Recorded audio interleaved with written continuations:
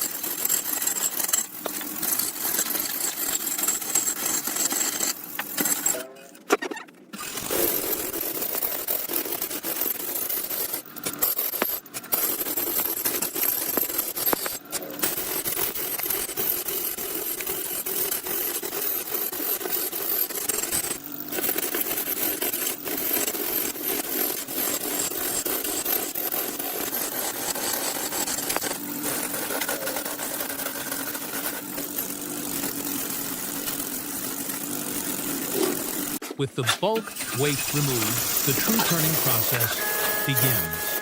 The builder uses a long-handled gouge to establish the cylinder's observational profile. The extended handle of the tool provides critical leverage against the massive rotational force of the heavy log. At this scale, tool rest placement is vital. By keeping the support close to the spinning wood, vibration is minimized, allowing for a remarkably clean, continuous shaving. The goal here is not final dimension, but perfect concentricity. Any slight imbalance left in a log of this density will amplify into dangerous wobble at higher speeds. Once the surface runs true, he can safely shape the elegant, tapering curves that will define the vase's final silhouette.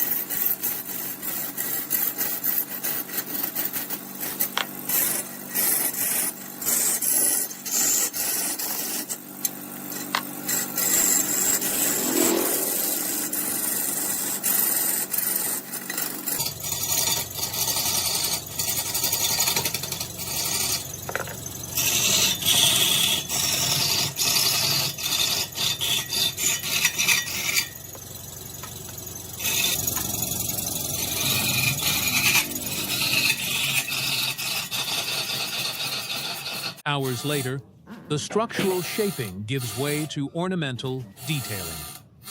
Applying a sharp parting tool along precise pencil marks, the craftsman cuts deep structural runs into the wood. These grooves do more than add visual interest.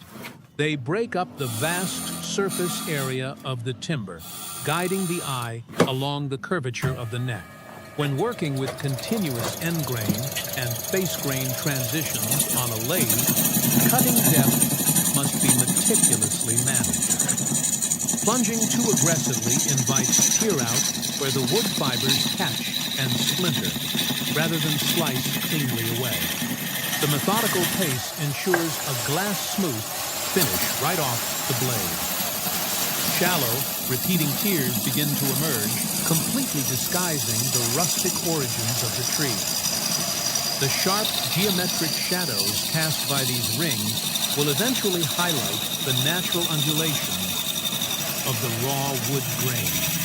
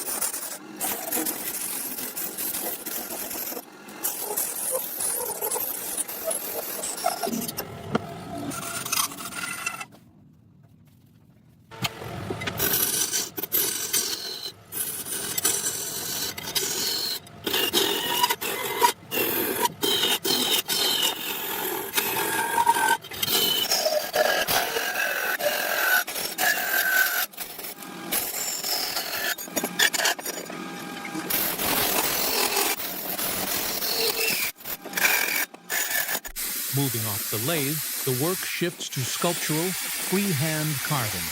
A compact chainsaw is used to block out a complex, scalloped petal design around the wide base. Using a motorized chain for delicate subtractive sculpture requires immense wrist strength and spatial awareness. The aggressive teeth remove large volumes of material quickly, establishing the three-dimensional depth of the floral pattern.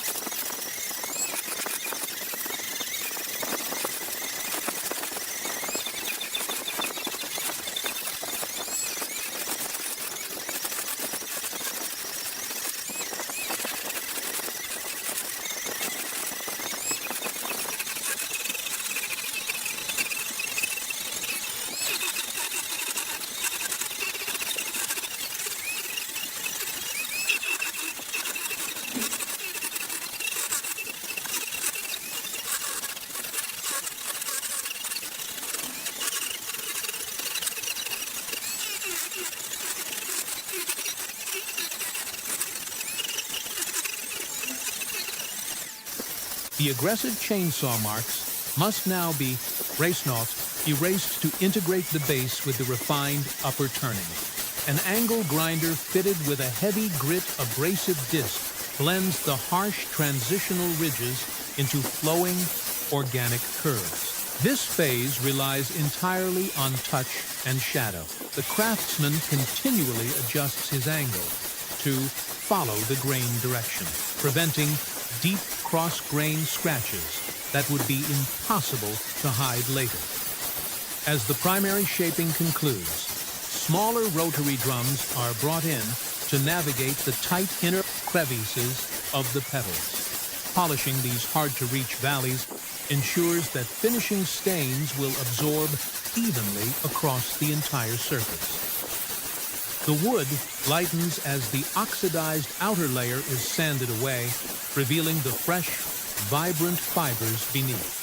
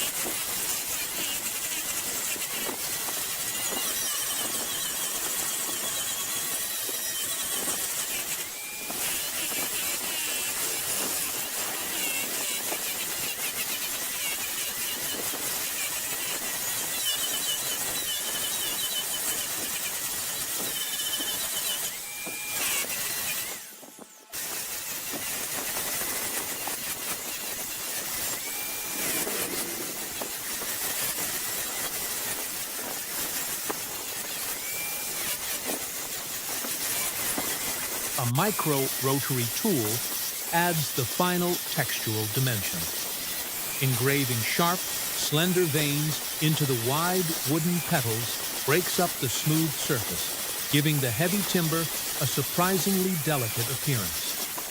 These subtle, carved lines will capture and pool the dark finish later, creating artificial shadows that amplify the depth of the sculpture.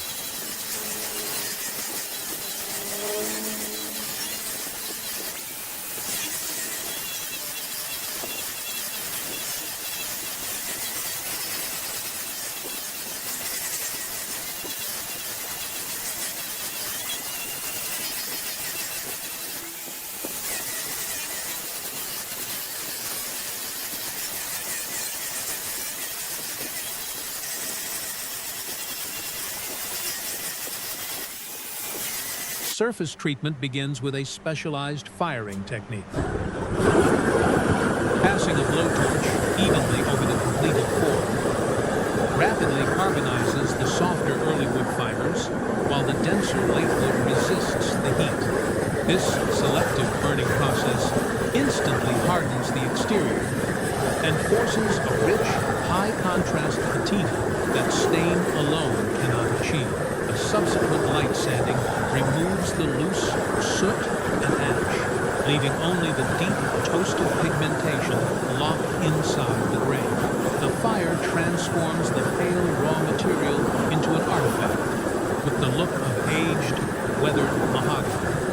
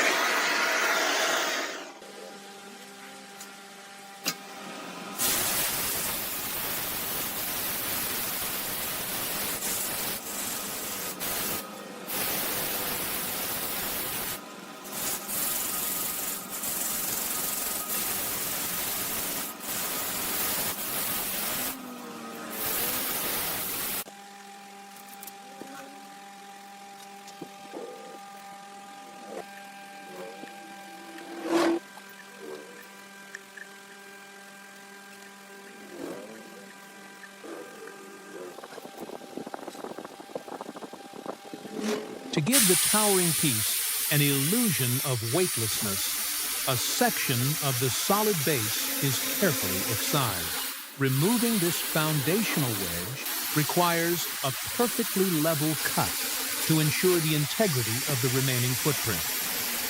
The negative space instantly alters the vase's silhouette, giving it an arched architectural stance. Abrasive discs and handheld rotary carvers are then used to soften the freshly cut interior walls, ensuring the new opening flows seamlessly into the previously polished petal.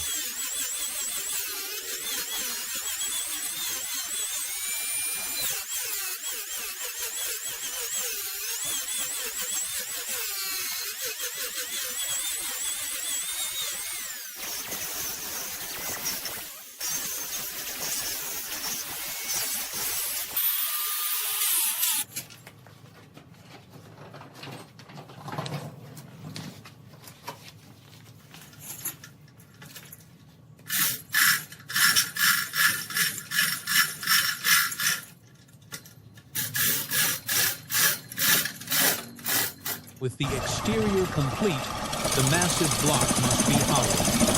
Plunging a chainsaw bar directly into end grain is known as a bore cut, and it demands extreme caution. The risk of kickback is severe until the tip of the blade is fully buried within the timber. By carving out the central core, the craftsman dramatically reduces the overall weight of the piece and relieves internal moisture tension, which prevents the solid wood from splitting. As it slowly dries over time, the jagged interior walls are then meticulously smoothed, leaving a refined, perfect circle at the flared rim. The depth of the cavity turns the monolithic sculpture into a functional, breathable vessel.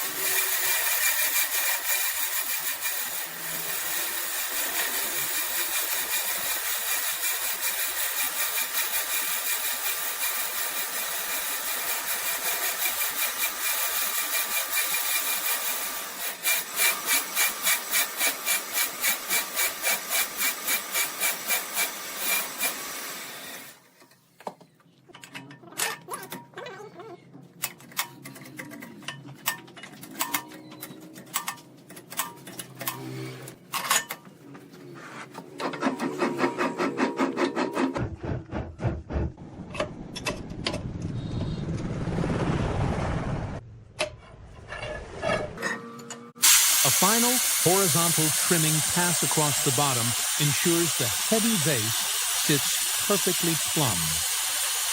Even a millimeter of variance at the base would result in a dangerous lean at the upper rim.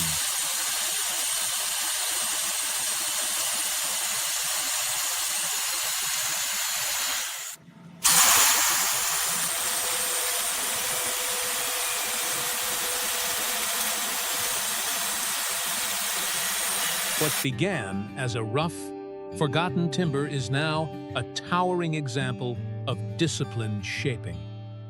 The torched and sanded grain creates a deep, continuous topography that draws the eye from the intricate, geometric base up to the sweeping, flared crown.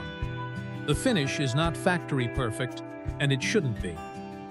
The organic character of the wood dictates the final form.